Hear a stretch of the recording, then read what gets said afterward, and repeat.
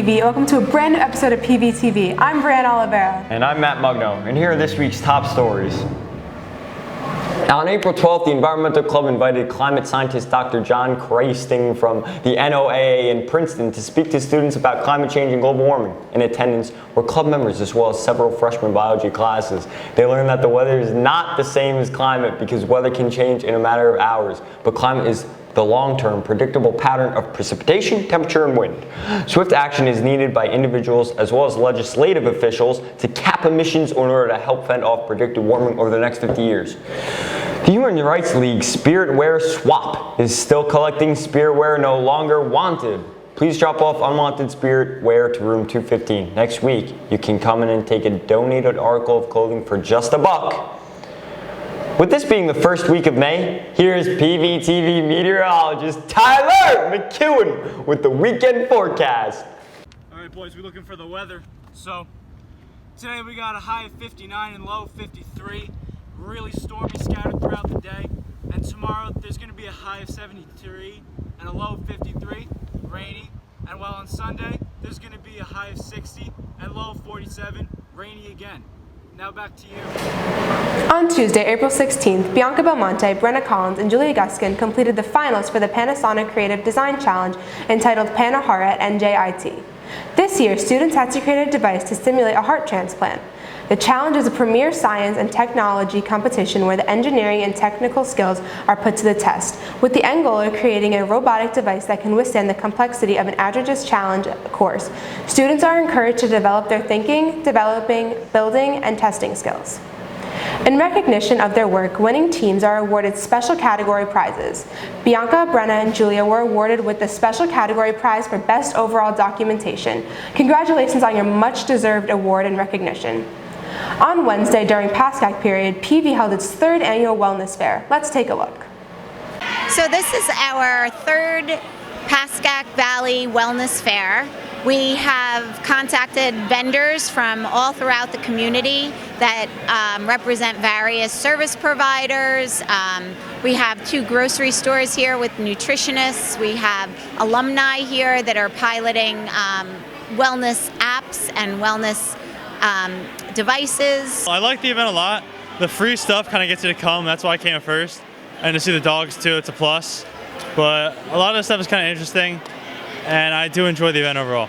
So we brought the Aromadome aromatherapy tents today to the Wellness Fair to help the students with managing stress, managing overwhelm, getting a better handle on focus for studies, supporting themselves during allergy season. It has really a ton of uses. I mentor the robotics team for Valley and for Hills, and we would use the tents every Saturday to help them get through the stress of build season for the robot. The final class council cause week is this week with the freshman class. The freshman class council is helping spread awareness to raise funds for West Bergen mental health care. Here's their PSA.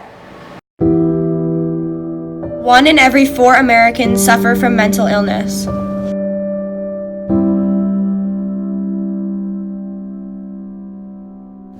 Only half of people with mental illness receive treatment.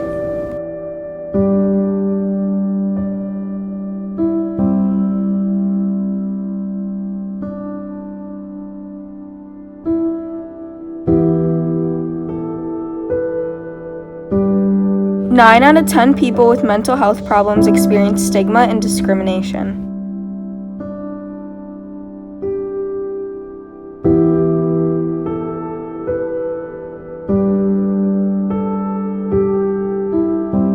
$16 million people had at least one major depressive episode in the past year.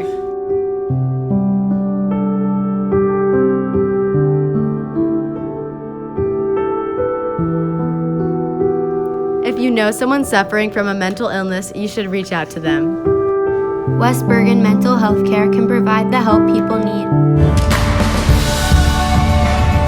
Come support the freshman class cause and help us raise money for West Bergen Mental Health Care by participating in our soccer tournament the week of April 29th after school. This week, Miss Anderson's foods classes baked cupcakes. So I accompanied our local food critic, Andy Demboski, on seeing how they came out. Let's take a look. Welcome back. We're back at it again, eating Miss Anderson's 7th period class cupcakes. One bite. One bite. Everybody knows the rules. Everybody knows the rules. I'll take this off. This Oh, yeah?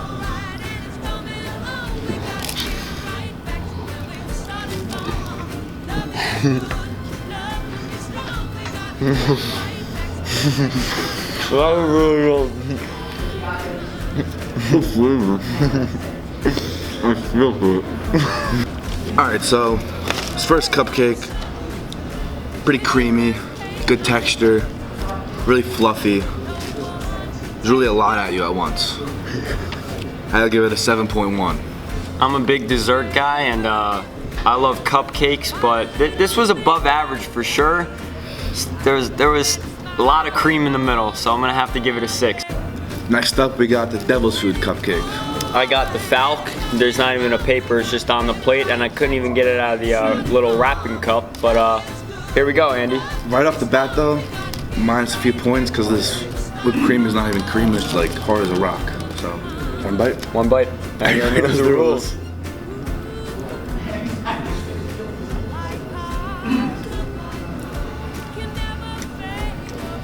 Oh.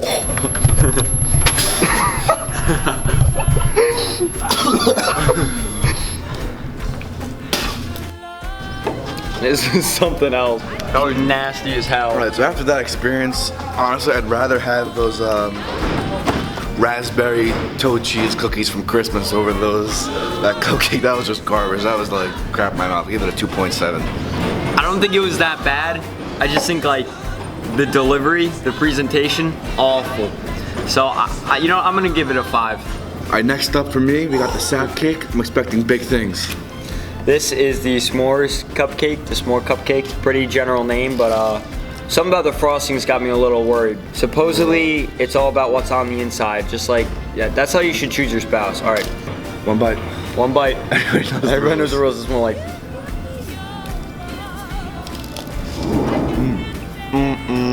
I can't even bite into it.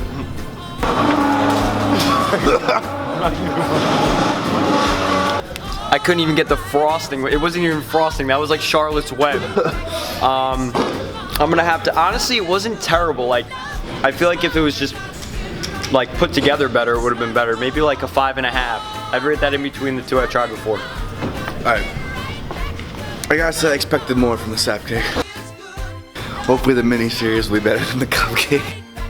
And once again, thank you, Miss Anderson's class, for making these delicious cupcakes for us. This cupcake, the Bookies and Bream, go to Mr. Sherman's room 140 to claim your prize. And back to you guys.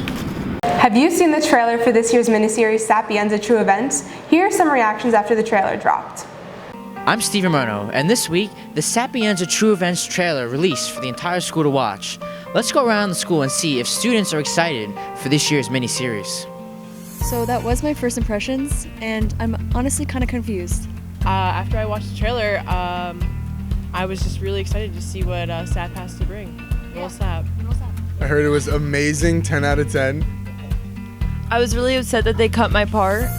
You know what? I think that it's going to be really good. I mean, when I first saw Cropsy last year, I kind of had low expectations for it, no offense, but yeah, I turned out to really like it, and I hope I can say the same thing about Sapienza.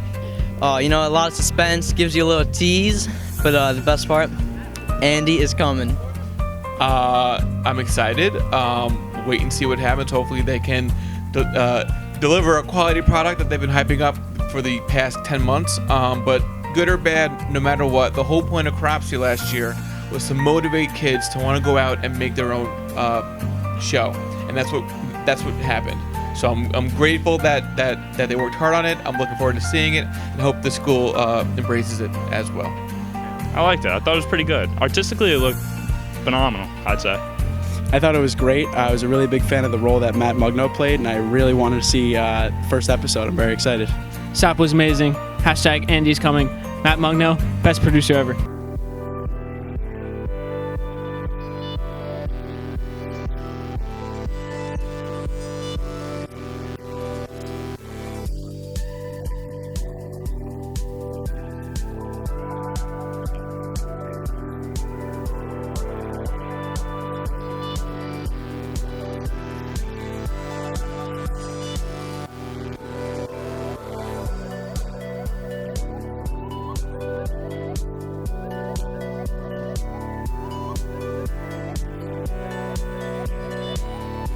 Hashtag Andy is coming.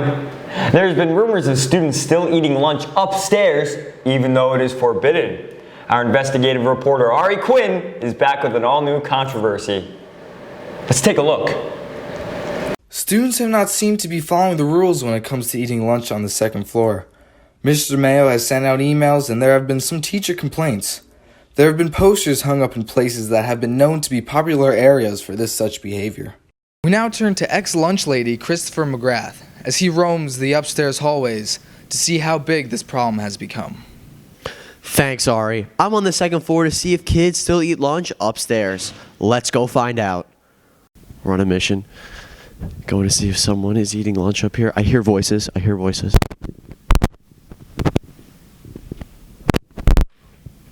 Hey guys, sorry to break it to you.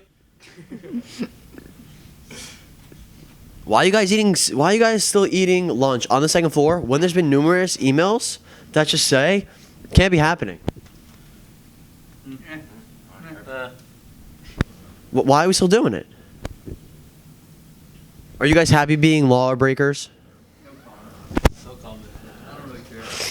Oh, you don't care? Man, we have a bad boy up here. Come on, guys. In the future, tomorrow, I'm going to be back here. You guys better. This is the last day. Last day. Or else I'm going to have to go to the authorities. This is ridiculous. This is getting out of hand. Okay, Ari. We're in our second spot. Here, usually, there's a big group of people that eat. Right now, no. Check the corner. Wow, very successful here, I guess. Lunch emails have been successful in this spot to these students. All right, we're about to go to our third and final spot on the second floor where kids might still be eating lunch. Corner. Oh, there's a kid down there. He might be eating lunch. Let's go investigate. How's it going, Chief?